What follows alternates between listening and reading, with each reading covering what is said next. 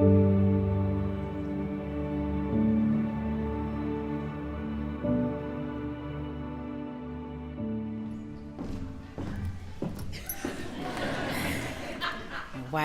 we have had just so many wonderful speakers come before us bravely today. And so I am just so grateful that I get to close out this morning session this morning.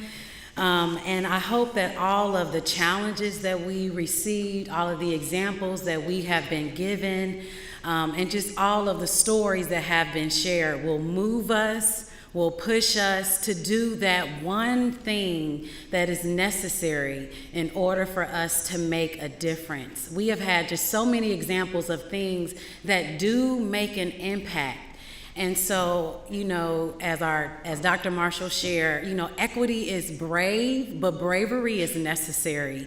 And so I really do hope that we move forward and do the necessary work that it will take to change the lives of all of our students so that we don't even need summits anymore. We can just have parties because our kids are doing well, right?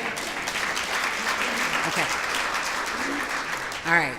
So I didn't practice with the clicker, but y'all know me. I'm going to do a great job. So I have the wonderful opportunity of sharing some opportunities that are out there for the entire community to take a part of as we do our next steps. So first, I get to share the Summer Reading Challenge from the Dayton Metro Library. And this one is so near and dear to my heart because when I was a little girl, I used to walk down the streets, and I'm from Cincinnati. So if you know, I used to walk down the streets of Bond Hill just to go to the library so that I could win the movie tickets and prizes and books and parties that we got to experience. So I'm excited to share this. The 2018 Summer Challenge program kicks off Thursday, May 17th, countywide, and the library needs each and every one of you to make sure that we get all of our children from birth to 18 years old signed up to participate. As you all know, the summer slide is not playground equipment. Rather, this term refers to the tendencies of students, especially from low-income families, to lose achievement gains made during the previous school year during the summer. National research from Dominican University finds that students who participate in public library summer reading programs scored higher on reading achievement tests at the beginning of the next school year than those who did not participate. Effectively, reading over the summer helps to halt that summer slide. You can help by encouraging the students you serve in schools, summer camps, daycares, preschools to sign up for the 2018 Summer Library Challenge. Reach out to your local librarian and your local library branch to schedule visits this summer. All elementary schools in the Dayton Metro Library service area serving children in grades kindergarten through 5th grade are eligible to participate in the library's It's Elementary Challenge, made possible by generous grant funding from the Vector Foundation. Joining the challenge is simple. Just complete 3 of the 5 recommended steps to communicate with parents, and you could win $1,000 in cash prizes for your school. I like that, $1,000. Winning money for our school. And the library was so kind, they actually have some of their information at each and every one of your seats. So the contact information for every children's librarian in every branch in Dayton Metro Library is at your table. So please check that out. And then finally, they wanted me to give a special shout out to the Mad River schools last year for having 100% participation from all of their schools. Way to go!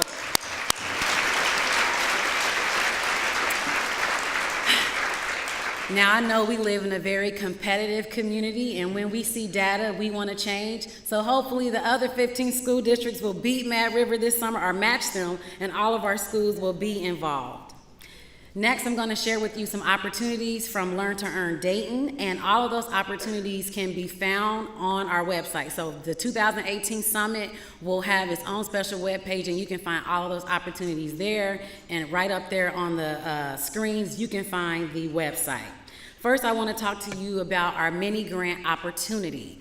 So for the past several years, I guess since the beginning of the summit, we have been giving funding to coalitions that come together to work around preschool, third grade reading, kindergarten readiness, and those groups come together to improve teacher education and improve things for our students. And so this year we are really focusing our coalition grant funding around equity, right? And so you can actually find inside your program a guide that says 5 steps to equity. We are basing our coalition grants on that. And so when we say coalition, it means that it can't just be your program. You have to work with a partner in order to get the funding for that. You can find the grant on the grant application on our website, and that will be due probably within the next few weeks. So check it out, and you can talk about that during your breakout sessions.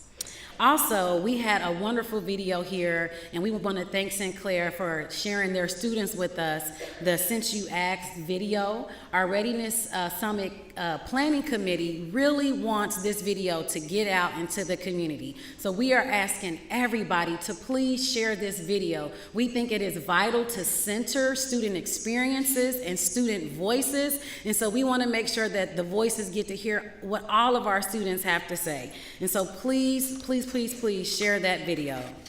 Next, I'm going to share with you about Passport to Kindergarten.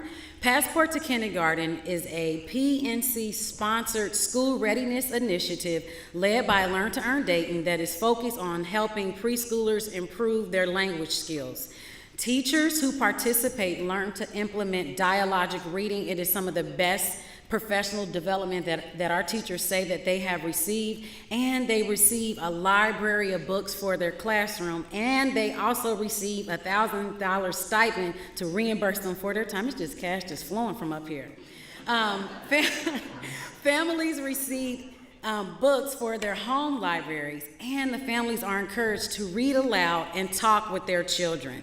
Passport to Kindergarten also supplies each classroom with a wealth of books that families can borrow, and Passport provides incentives to families to read and keep track of their reading. So it's 2 parts. We're getting the teachers involved and giving them a strategy, plus we're giving the families a strategy.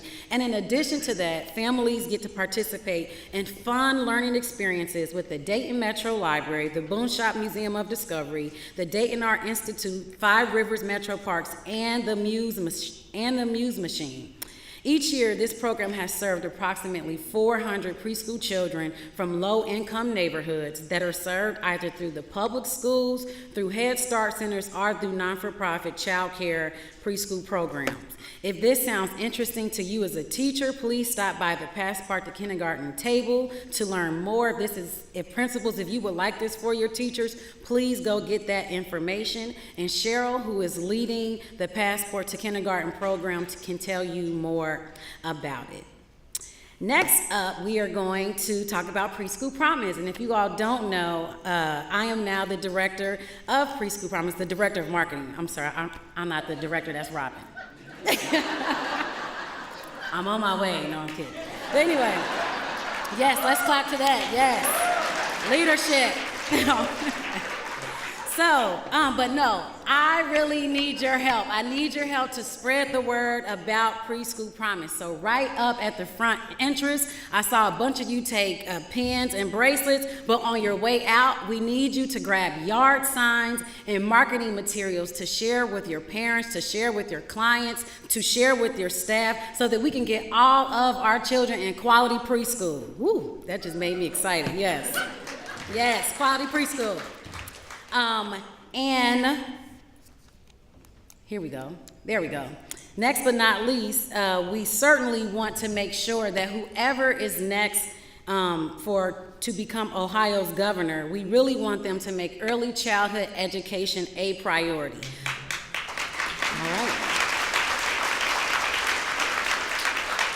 So Groundwork has a campaign called Vote for Ohio Kids, and they are asking us to go on their website and sign the campaign So please stop by Groundworks table in order to learn more about this initiative and how we can make sure that early childhood education is a priority from our capital here in the state of Ohio. And I just want to encourage you to visit all of our vendors tables, because we have so many wonderful vendors who come here every single year and who are partnering with us and with you to make sure that we do the work.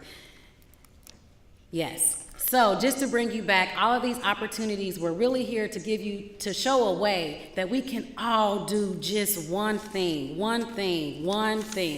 And we need to make sure that we do that one thing to make the change that we want to see in our community. Before I leave, I would like to thank a few people and organizations who made today possible. First, we would like to thank PNC for just all their support that they have provided from us. Dave is right here. Dave Mellon up front is the president. Thank you so much for everything you've done to support early childhood here in the Dayton region. We also want to give a special shout out to our Readiness Summit Planning Committee, who, like Robin shared, met after hours so that we can make sure that we do more than just talk the talk, but that we walk the walk and walk the talk and involve parents in what we did for the summit this year. And I believe it made a major difference. I feel like this summit is different than any summit that we've ever had before. And that's because our parents were there holding us accountable, making sure that we center students and making sure that we center equity. So let's please give them a hand.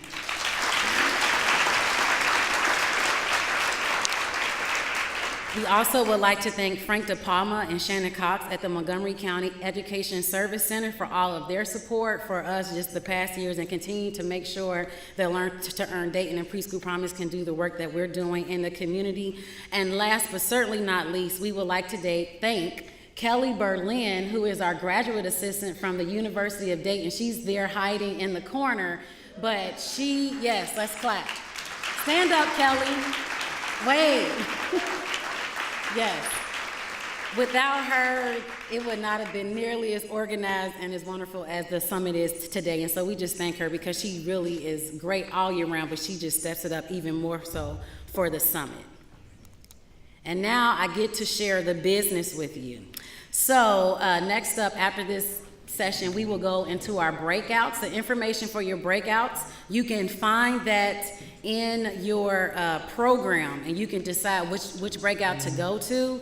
The room assignments for the breakouts are on the screen, so you must look at the screens in order to know where to go, right? So look at the screen, and I know we have volunteers as well, but looking at the screens will really help you find the rooms that you're looking for. We want to put a special plug in for the Sinclair Breakout that talks about policy, since we have so many policy level leaders here, because like Dr. Marshall shared, we can't just program this. We have to change the way we do things and change our culture in order to make a difference. This is systematic. The issues that we're facing is systematic. And so policy has to change if we want to see radical changes in student outcomes. And then after our first breakout, we will have lunch. This year, we learned from last year. We know it's Lent, and there are so many good Catholics up in here. And so we have 2 vegetarian options this year. So hopefully we won't run out. Yes, I heard somebody clap because they went hungry last year. We will have lunch tables at both ends so that the lines won't be so long, so you can just come, grab your box lunch. And after that, I need you to look at the screens again, because there are lunchroom assignments for every single school district, for every single community. And this is vital because also in your program, there are discussion questions for you to discuss, to talk about your data in your community. So in every room, there is the local data there in your room, and we have designated facility speakers. They have a little special mark on their badge, and they are going to lead a conversation to talk about what's going on in your specific community, what can we do, what do we want to change, and what can we not accept any longer. And so please, when you finish your first breakout and grab your lunch, look at the screen so you can go into your room and have the necessary, brave, and uncomfortable conversations so that we can all do our one thing, know the gap, and move on. All right, everybody, you may now take your break. Thank you.